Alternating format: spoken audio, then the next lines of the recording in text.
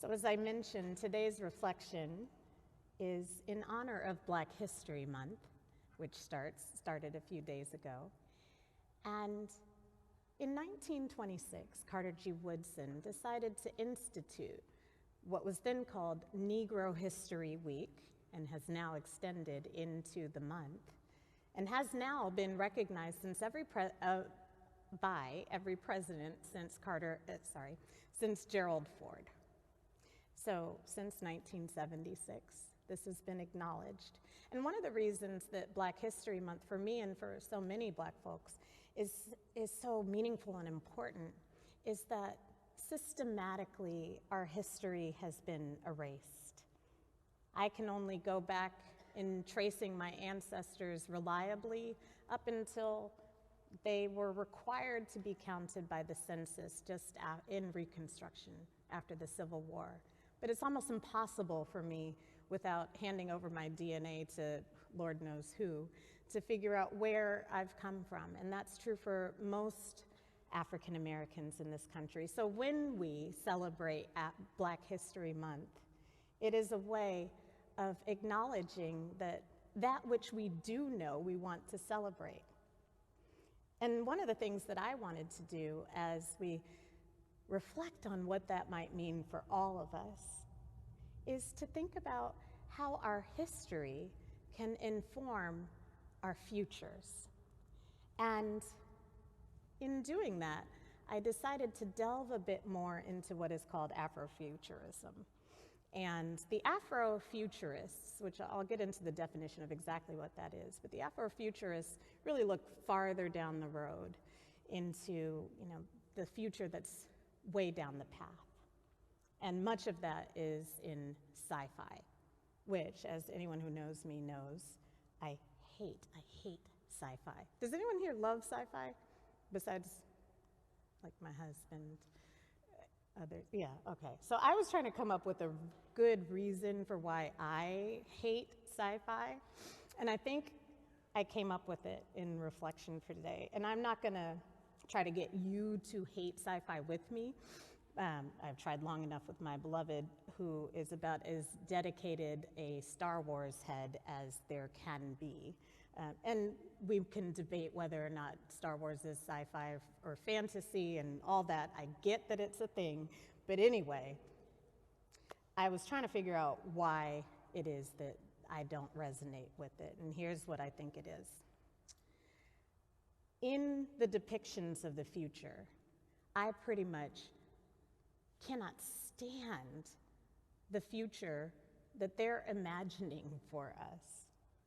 And in preparing for you today, I tried to look up exactly what sci-fi means, or what's the difference between sci-fi and fantasy. And I guess sci-fi imagines a world involving futuristic technology, while fantasy imagines a magical world, perhaps in the future. And so sometimes those can be fused together and sometimes they're not.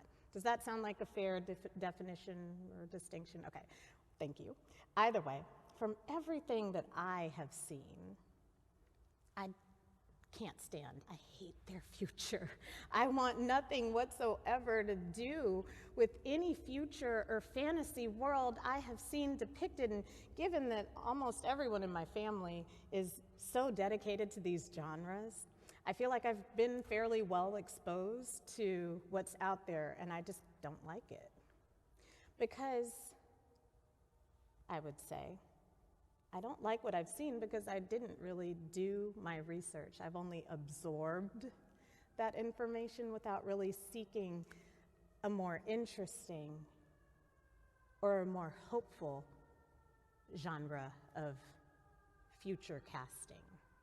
And that's how I thought about things until we buried ancestor Greg Tate here in this church about a year ago. And Greg Tate is and was many things, but he wrote for the Village Voice, and he was a dear friend of my family. And in a conversation with someone else, the word Afrofuturism arose from his very own work. So Greg Tate gathered me on this, and I started to look more into what Afrofuturism, and the person who came up with the word is a man named Mark Darrell. And and he imagines the unreal estate of the future through the technocultural lens of Black folks. And many Afrofuturists want to re-engineer our gaze on the future so that we can conceive of the times to come in a way that we do better by us. And by us, I mean, yes, Black folks, but I mean everyone, the way that just does better by us.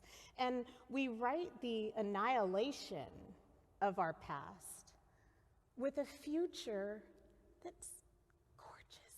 It's beautiful. It's beyond anything that we've ever been allowed to see, which I think is why I've always hated the sci-fi fantasy genres available to us, because their vision of the future didn't in any shape or form include people like me or you, or even the people that we love. If your future represents only someone else's flourishing, then why would any of us want a part of it, any part of it? Why would I give a furthering, oppressive imaginary any unreal estate in my mind? And I mention all of this to say, our vision for the future, and I say vision very deliberately, the images that we draw of what can be matters a whole lot, perhaps more than we can even imagine.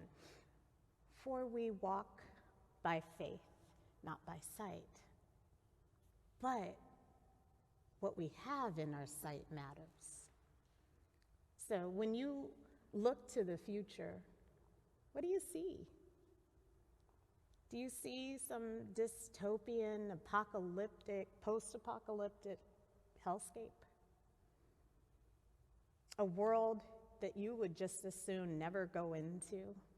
And if that is what you see when you think about the distant future, if that's your imagination of the future, I don't think you could be blamed for it. It's just about all you've ever been shown. But what I would argue is that the truth that we are exposed to very few hopeful images of the future actually unnecessarily dooms us and dooms this planet we live on, over which we have so-called dominion. And here's why. If the future is too bleak to even think about, then we won't think about it. And that doesn't bode well for my daughter or the children she might have or the children you teach and love in your own lives, or their grandchildren, or God forbid, for their great-grandchildren. And I could preach more about the dangers of all of this, but I hope that we all know that. And I don't know that that would be preaching if I linger in that space too long. But instead, I want to build better real estate in your brain via the prophet Isaiah. Prophets. What is a prophet but someone who gets a glimpse of the future that God imagines, with its valleys and its peaks? The truth is that most of us are unwilling to listen to prophets because we get stuck in the valleys that they talk about, and it's hard to get out of them because we don't want to hear about it. And they tend to foresee all these pitfalls where we can get stuck and we get overwhelmed. Or it asks us to give up too much. And so we look away. And when we look away, we willfully allow someone else to write our futures. We submit to, as the prophet calls it, the bleakness. But God calls us to do something different. God says, look a little bit farther. Don't look away.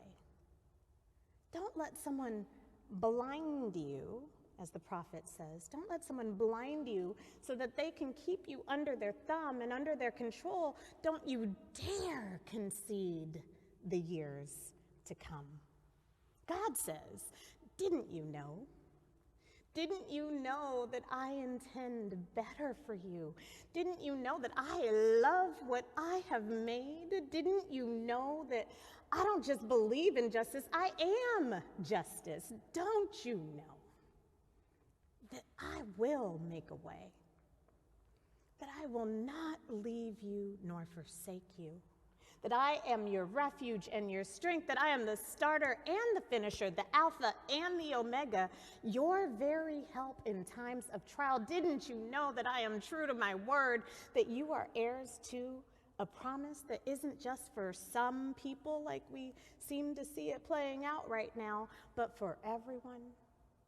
That my blessings can never be hoarded. That those who wish to snatch what they want and keep it all to themselves, that they've seen their reward, but they won't see it for long. That I intend for you to live in a land that flows with milk and honey, where every need is met, where you delight in nothing more than my blessing.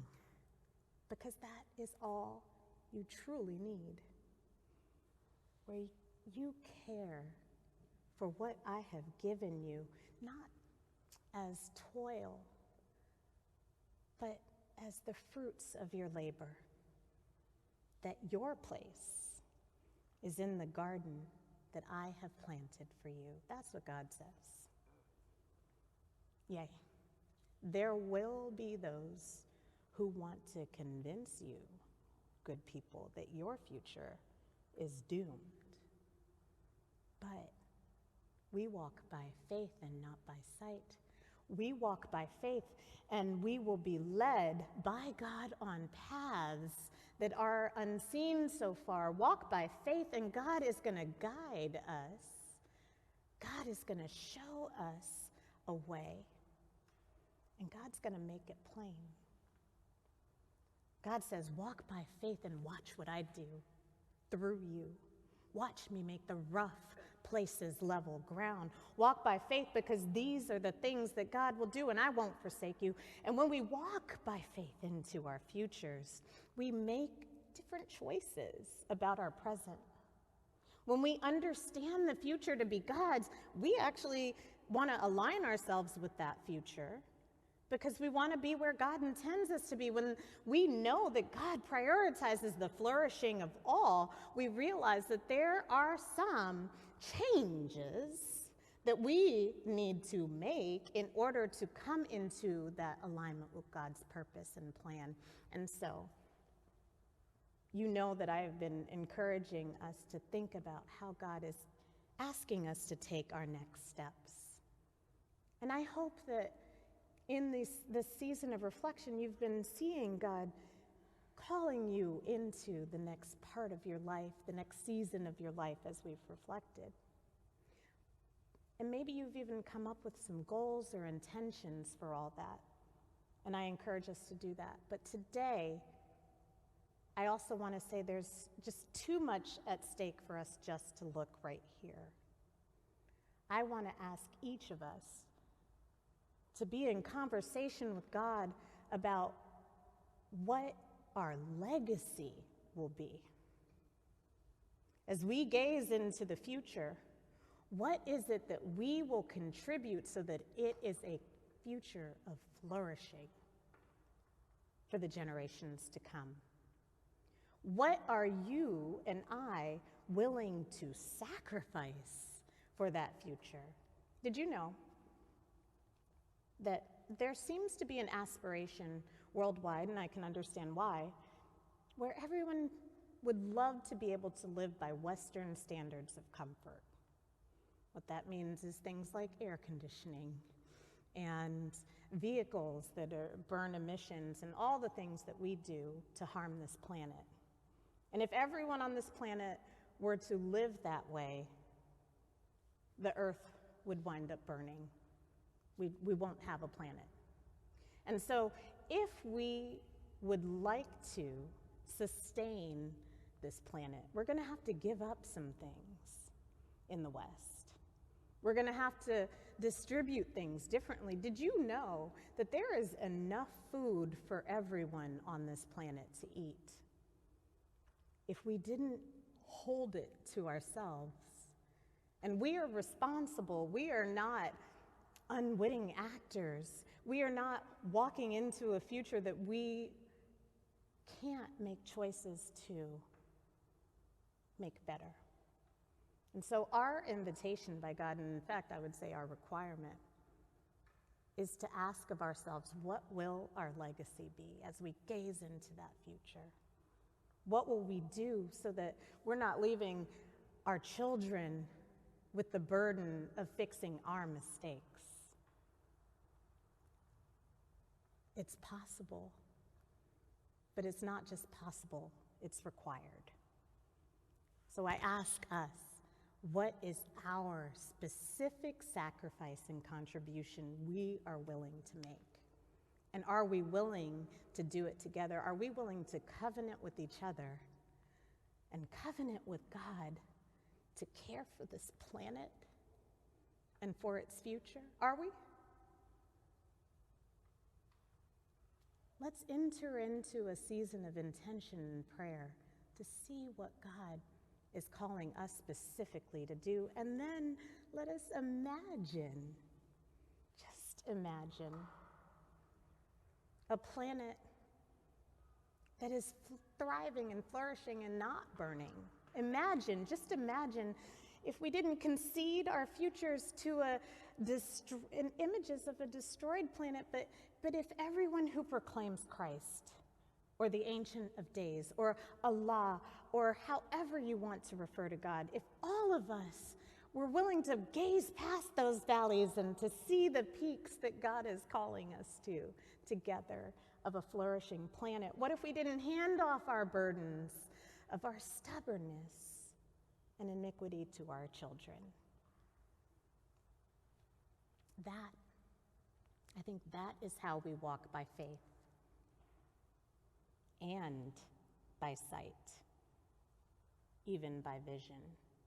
And as we do, we take in the sweet, sweet Spirit of God who blesses that journey and who says, "Come, my beloved, let me be your guide, and enjoy the ride." And let the church say, amen.